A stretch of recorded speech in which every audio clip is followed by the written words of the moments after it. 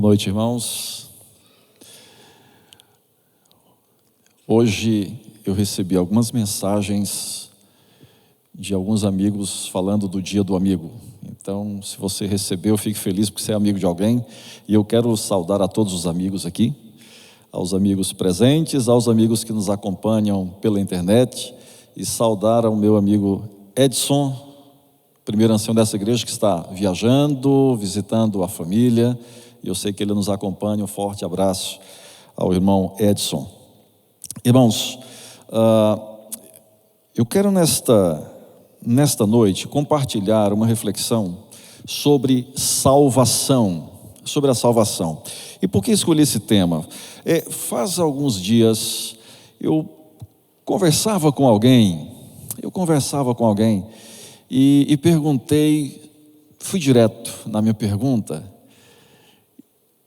e perguntei se aquela pessoa acreditava que Jesus, se você acredita que Jesus é o seu Salvador? E aquela pessoa disse sim, Jesus é o meu Salvador. Eu fiquei tão feliz com aquilo que você nem imagina. Jesus é o meu Salvador. Aí eu fiz uma segunda pergunta, irmãos. A segunda pergunta foi o seguinte: do que Jesus salvou você? E olha, irmãos, com uma convicção tão profunda, aquele homem disse: não sei. Aí a minha alegria foi transformada em decepção. E acredite, eu conheci outras pessoas, e conheço várias pessoas, que falam de Jesus como Salvador, mas não sabem do que foram salvas.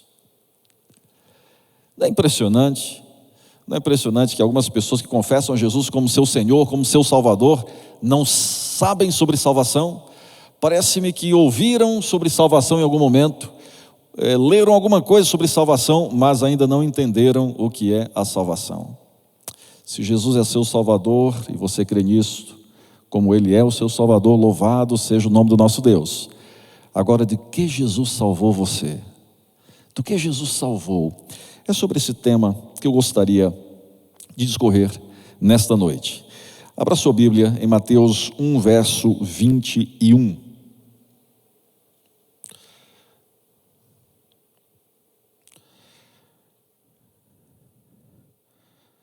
Mateus 1, verso 21. Abra sua Bíblia, feche seus olhos mais uma vez. Nós vamos orar ao Senhor. Pai, como é bom abrir a Tua santa palavra. E hoje, Senhor, nós queremos exaltar o Teu nome mais uma vez. E queremos ouvir sobre a salvação em Cristo. E queremos louvar o Teu santo nome porque fomos salvos em Jesus. Mas, Senhor, confirma em nós esta salvação nesta noite. Porque nós aceitamos a Jesus como nosso Senhor e Salvador. E nós queremos viver dia a dia como salvos em Jesus Cristo.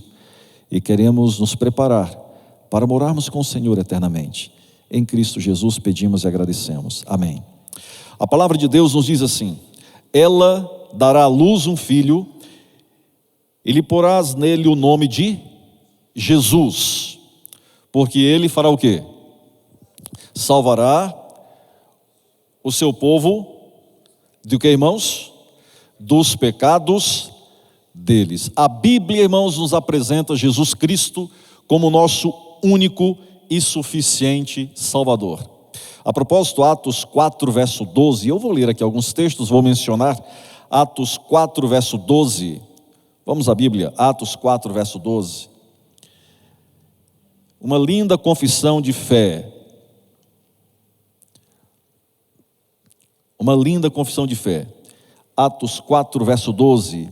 É dito: e não há salvação em nenhum outro, porque debaixo do céu não existe nenhum outro nome dado entre os homens, pelo qual importa que sejamos salvos. Jesus é o nosso único Salvador.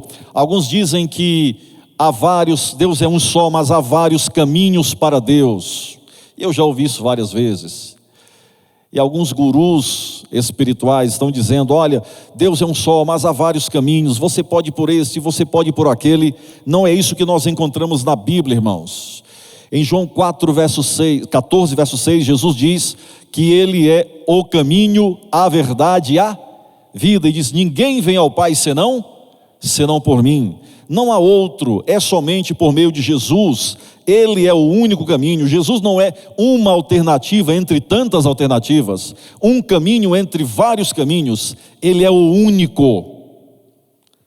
Sem Ele nós não chegamos a Deus.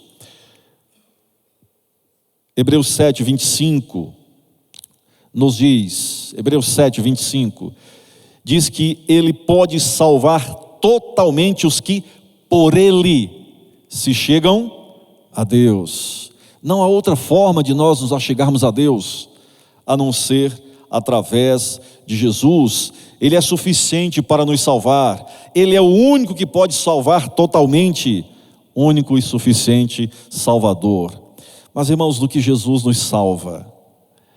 O verso que nós lemos nos diz que Ele receberia o nome de Jesus, porque salvaria o seu povo do que, irmãos? Dos pecados deles. Por que foi necessário Jesus vir e salvar do pecado? Esta parte introdutória da mensagem, irmãos, é o beabá. Nós aprendemos desde cedo. Mas eu quero recapitular com vocês, porque nós vamos depois entrar um pouquinho mais fundo na questão da salvação, como sendo uma experiência real, vivida dia a dia. Por que foi necessário? Isaías 59, verso 2. Isaías 59, verso 2 nos diz: mas as vossas iniquidades fazem separação entre vós e o vosso Deus, e os vossos pecados encobrem o seu rosto de vós, para que vos não ouça. O que o pecado fez? Separação, uma barreira que foi erguida entre Deus e a humanidade. Deus não se afastou do homem, o homem se afastou de Deus. O pecado nos separa de Deus, e separados de Deus nós estamos perdidos. Longe de Deus, o homem está perdido. Por isso que em Lucas 19, verso 10, Jesus diz que Ele veio buscar e salvar o perdido. Para o problema humano, irmãos, o maior problema humano, não é problema social, não é problema econômico, a maior tragédia da humanidade chama-se pecado. E para o problema humano, a solução é divina, e só há uma única solução, e essa solução é Jesus. Efésios 2, verso 1, nos diz que Ele vos deu vida, estando vós mortos nos vossos delitos e pecados. Longe de Jesus, estamos mortos, não fisicamente, mas espiritualmente mortos. Nele recebemos vida, em Jesus a vida. E como é que o homem se perdeu, irmãos? Desobedecendo, e nós conhecemos toda a história. O homem escolheu viver uma vida distante de Deus, separado de Deus, e assim se perdeu. Mas Jesus veio buscar. Por quê? Porque Ele nos ama. João 3,16 diz: porque Deus amou ao mundo. E você conhece esse texto? Será que a gente pode recitar esse texto? Vamos fazer isso juntos? Porque Deus amou ao mundo de tal maneira que deu o seu Filho unigênito, para que todo aquele que nele crê não pereça, mas tenha a vida eterna. Jesus Cristo, o único e suficiente Salvador. O homem se afastou da luz, foi para as trevas, e Jesus veio para nos resgatar, porque Ele nos amou. O que Jesus fez na cruz traz a mim e a você a salvação, desde que nós creiamos nele. E não basta acreditar no fato da morte de Jesus apenas, é preciso crer nele como nosso único e suficiente Salvador, poderoso Salvador, para que o plano da salvação pudesse ser realizado. Jesus, sendo Deus, decidiu tornar-se homem para salvar a humanidade. Filipenses 2, de 6 a 10 nos diz: pois Ele, subsistindo em forma de Deus, não julgou como usurpação o ser igual a Deus, antes a si mesmo se esvaziou, assumindo a forma de servo, tornando-se em semelhança de homens, e reconhecido em figura humana, a si mesmo se humilhou, tornando-se obediente até a morte, e morte de cruz. A Bíblia chama isso de mistério, o mistério da piedade, 1 Timóteo 3,16. Está além da compreensão humana, muito além da compreensão humana. Jesus viveu vida perfeita, morreu, ressuscitou, ascendeu aos céus, intercede por nós e voltará a segunda vez. Em toda a vida de Jesus, desde a encarnação até a segunda vinda, nós temos a nossa salvação.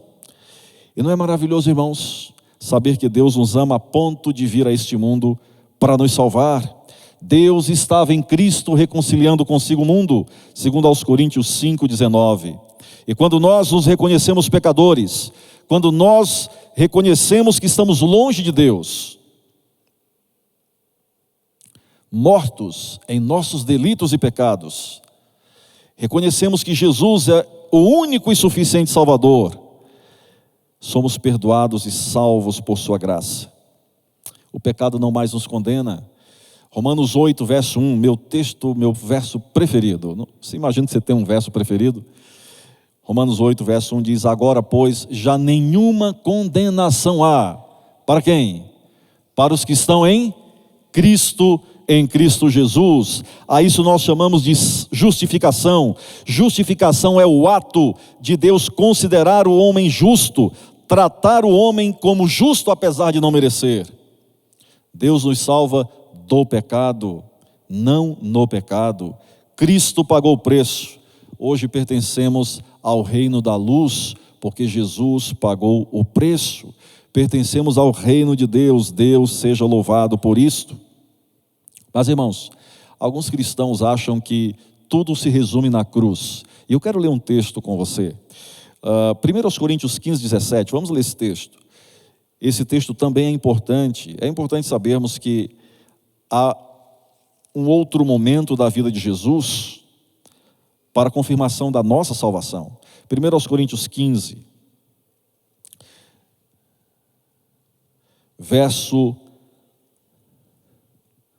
17.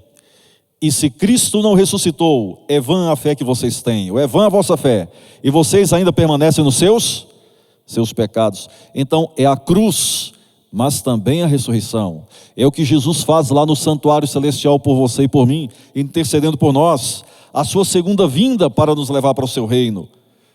Tudo isso é o plano da salvação para nós, filhos de Deus.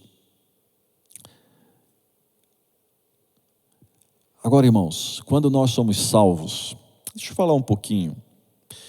Quando somos salvos em Jesus Cristo, começa um conflito no nosso coração. E você pode até extremar: pastor, como é que começa um conflito no coração? Porque antes de Jesus tínhamos apenas a natureza caída, a natureza para o mal.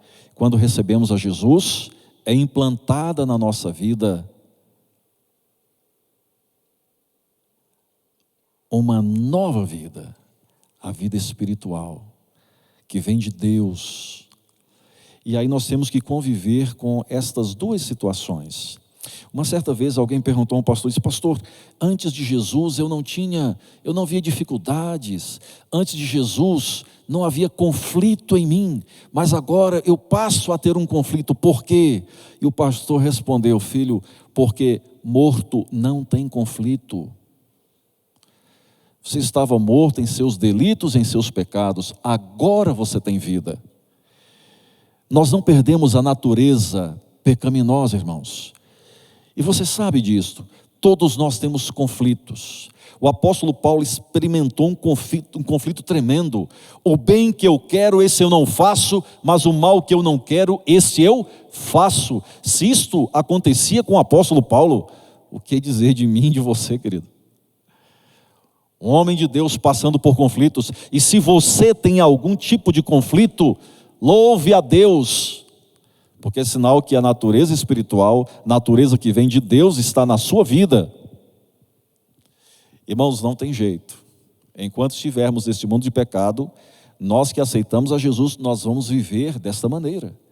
Todos os dias tendo batalhas a travar contra o pecado. Todos os dias. Agora, Mas pastor, e nós conseguimos vencer? Vamos lembrar alguns textos bíblicos. Tudo posso naquele que me fortalece.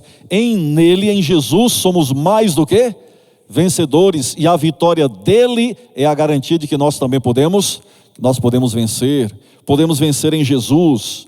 Irmãos, Deus não nos salva nos pecados, mas dos pecados. Apocalipse 1, verso 5, nos diz: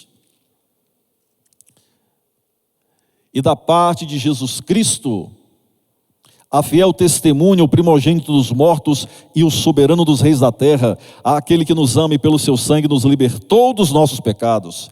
Jesus nos liberta, salvação é libertação. Jesus não nos salva para vivermos a vida de pecado, Jesus nos salva para nos libertar do pecado. Você sabe que tem gente que pensa que uma vez salvo, salvo para sempre. Não é assim. Alguns pensam que não tem lutas a travar nesta vida. Não é assim, irmãos. Não é o que a Bíblia nos ensina. Ele nos liberta do pecado. Existe uma luta, mas existe uma vitória também. Existe a vitória que é dada por Cristo. Ele nos salva dos pecados. Eu vi alguém dizendo certa vez assim: olha, Jesus Cristo, eu aceitei Jesus, Ele entrou na minha vida e eu não creio que haja necessidade de qualquer mudança em mim. Eu assisti isso na TV.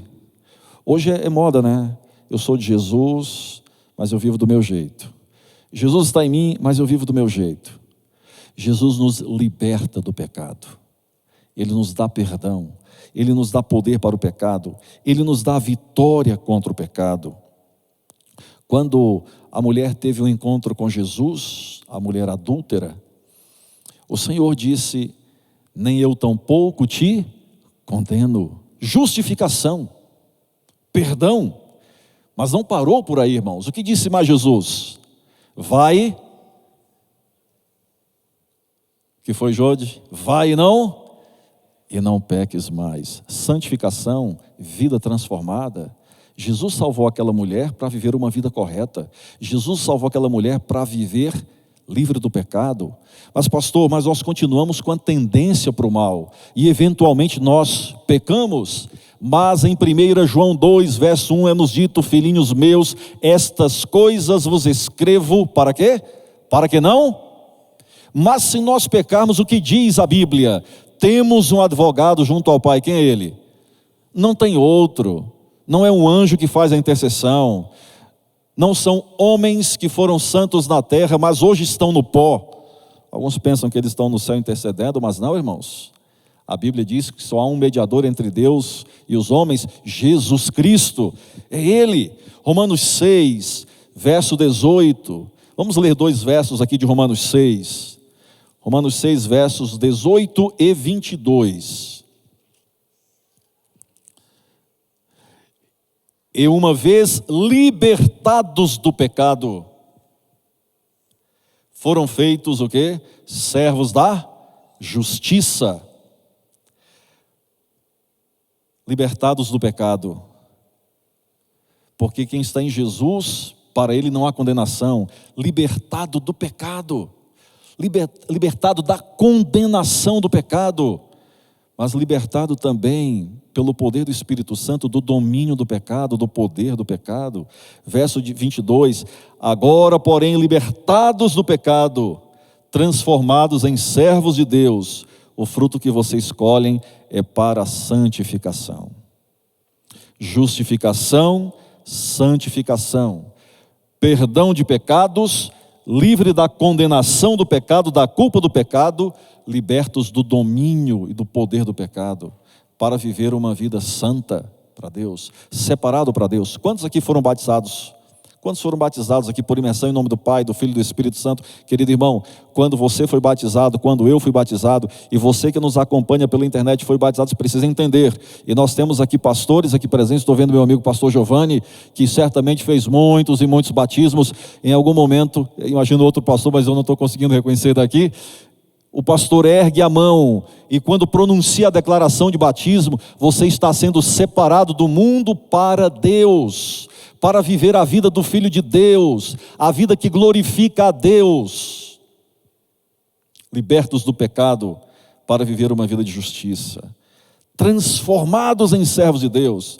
Aqui, irmãos, Não existe a salvação no pecado. Salvação não é uma declaração de Deus lá no céu para vivermos como nós queremos aqui na terra. Não é uma indulgência para vivermos a vida antes que tínhamos em Jesus Cristo. Vai e não peques mais.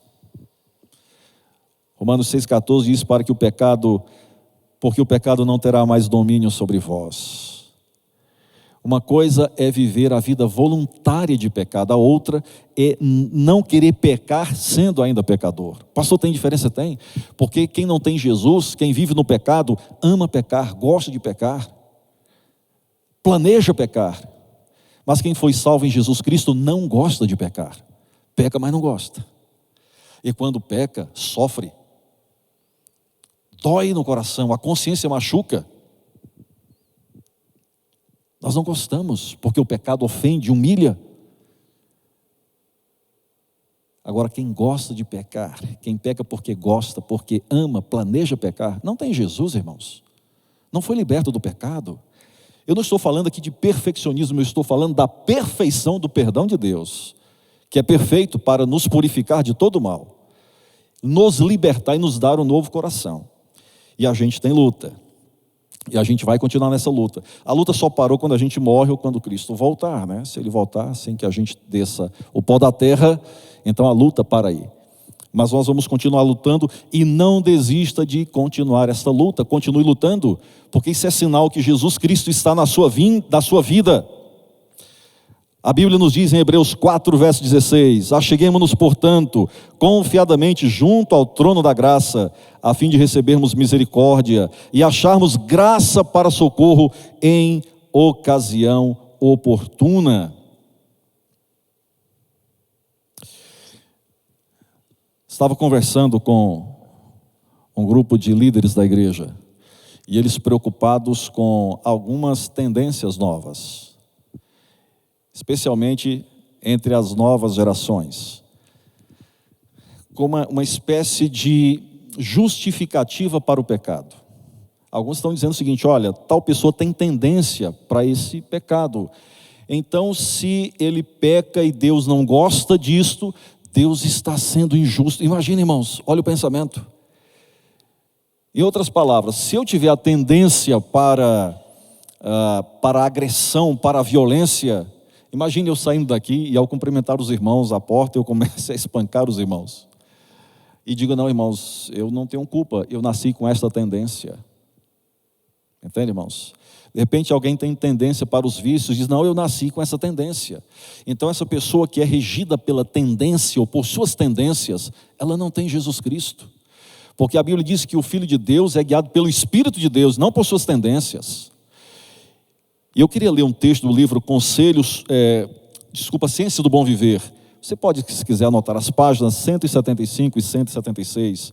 Diz o seguinte: os que põem em Cristo a confiança não devem ficar escravizados por nenhuma tendência ou hábito hereditário ou cultivado.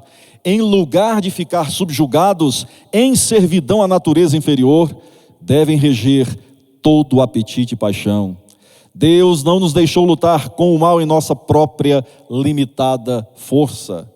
Sejam, agora gravem isso aqui, queridos, sejam quais forem nossas tendências, herdadas ou cultivadas para o erro, podemos vencer mediante o poder que Ele nos está disposto a comunicar.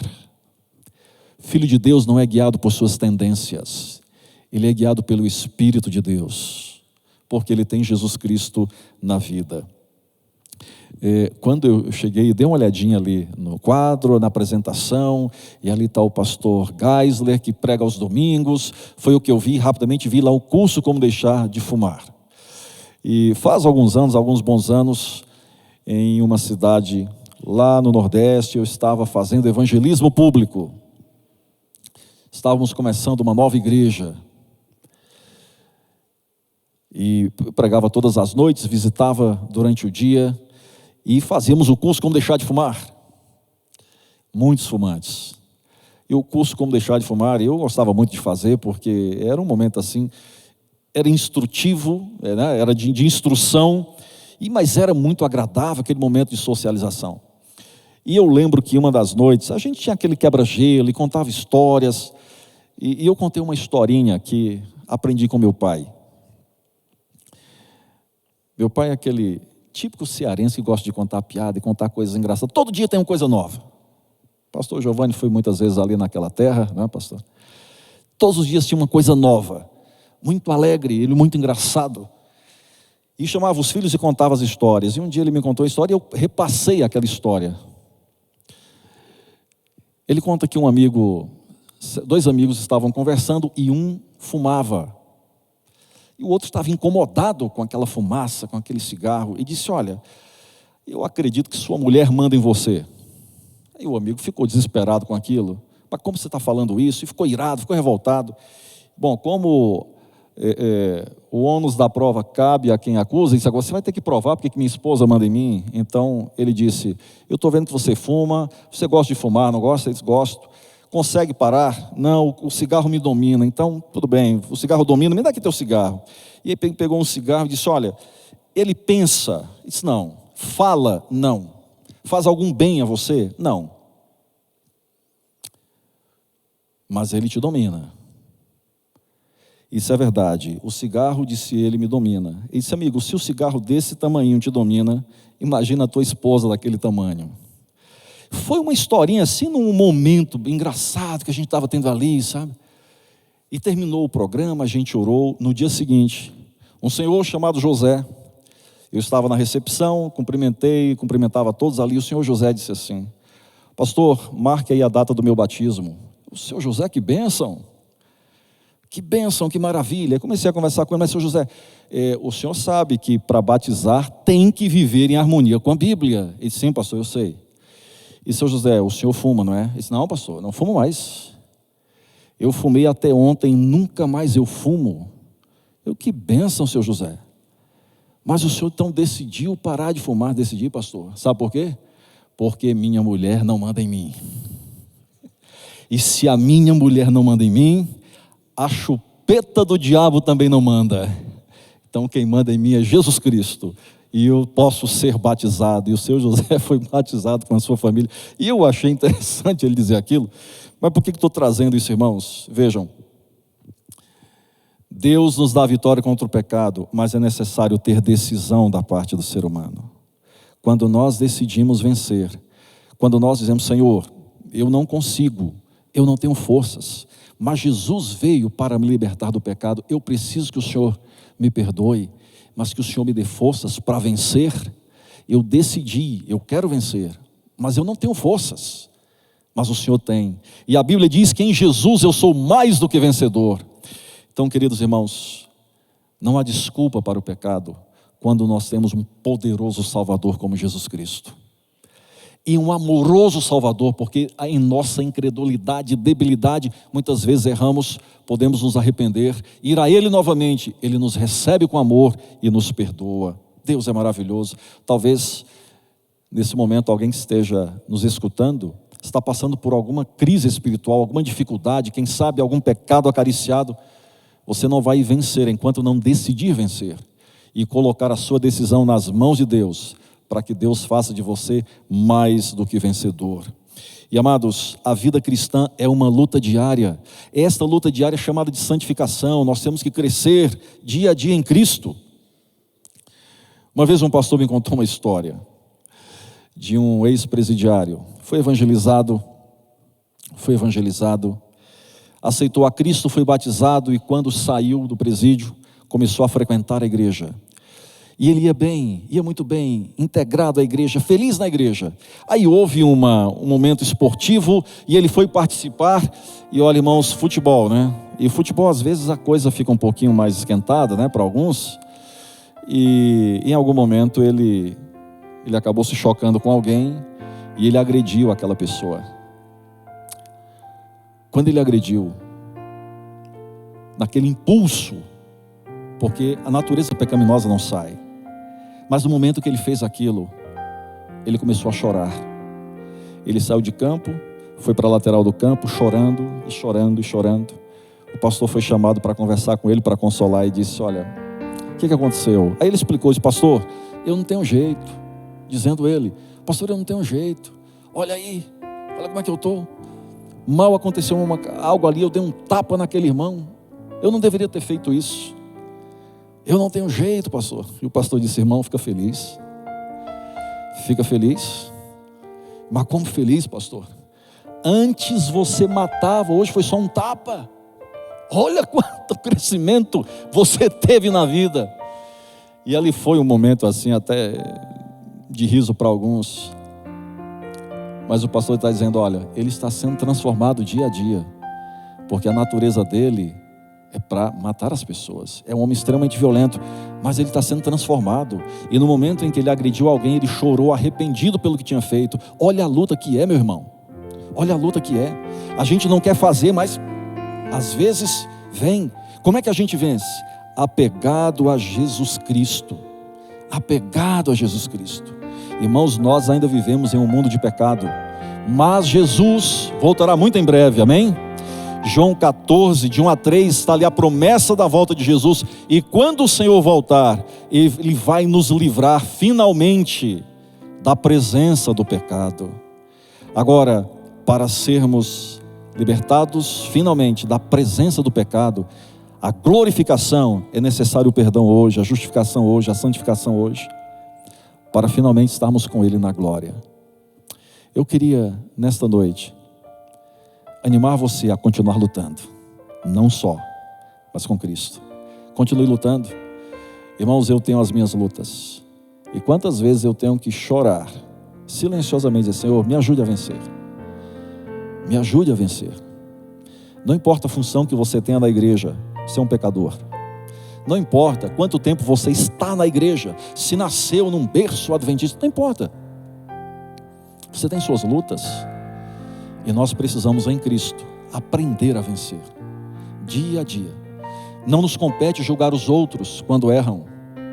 Nós temos que nos apoiar uns aos outros, para conseguirmos vencer, para a glória do Senhor Jesus Cristo. Como fazemos isto?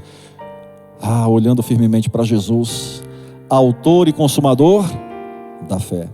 Nesta noite eu quero animar você a olhar a Jesus, para encontrar nele poder para vencer todo o mal. Ele promete e Ele cumpre. Ele nos torna mais do que vencedores. Romanos 8, verso 37. Em Cristo somos mais do que vencedores. Você crê na volta de Jesus? Eu tenho certeza que você crê. Quando Ele voltar, vai nos libertar para sempre da presença do pecado. Não vai ser bom a gente viver num mundo sem pecado? Ele vai destruir todo o mal, mas para que o mal seja destruído e tenha sentido na nossa vida lá na frente, é preciso que seja destruído hoje, através do perdão que nos é dado pelo Senhor, e através de uma vida de vitórias dia a dia ao lado de Cristo Jesus.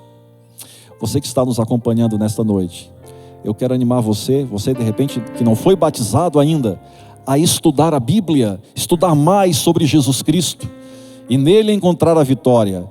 Há um QR Code, você pode acessar, e nesta igreja há um grupo maravilhoso de instrutores bíblicos, que vão ensinar a você com muita alegria, com muito prazer, e vão orar por você, para que você entenda dia a dia, qual é o plano de Deus para a sua vida, de maneira que você em Cristo será mais do que vencedor. Quantos nesta noite querem renovar a sua entrega ao Senhor, dizer, Senhor, eu não quero viver a vida cristã no automático e dizer, Jesus é meu Salvador. Eu quero ter essa experiência diária da salvação em Cristo, da libertação do pecado, de vencer o mal pelo teu poder, e assim eu quero me preparar para a volta de Jesus. Quantos gostariam de dizer isso ao Senhor? Coloque-se em pé, vamos orar ao nosso Deus.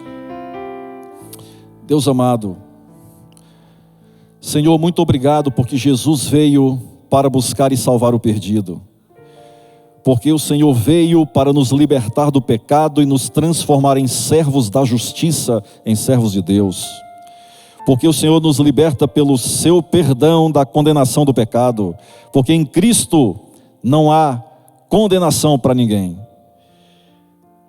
Obrigado, Senhor. Porque em meio às nossas lutas, o Senhor nos dá as vitórias. Nos ajude, ó Deus, que ninguém aqui desanime. Que antes perseveremos na comunhão com o Senhor, vencendo dia a dia. E quando, Senhor, quando cairmos em algum momento, que Tua graça nos seja suficiente mais uma vez. Reveste-nos com a Tua justiça, dá-nos a Tua bênção e prepara-nos para a Tua vinda, quando estaremos para sempre livres da presença do pecado, ao lado de Jesus por toda a eternidade. Esse é o grande desejo do nosso coração. Abençoa a Tua igreja, abençoa o Teu povo, abençoa todo aquele que nos acompanha nesse momento, abençoa suas respectivas famílias. Faz-nos, ó Deus, mais do que vencedores em Cristo Jesus, pois é em nome de Teu Filho amado que rogamos e agradecemos estas bênçãos. Amém.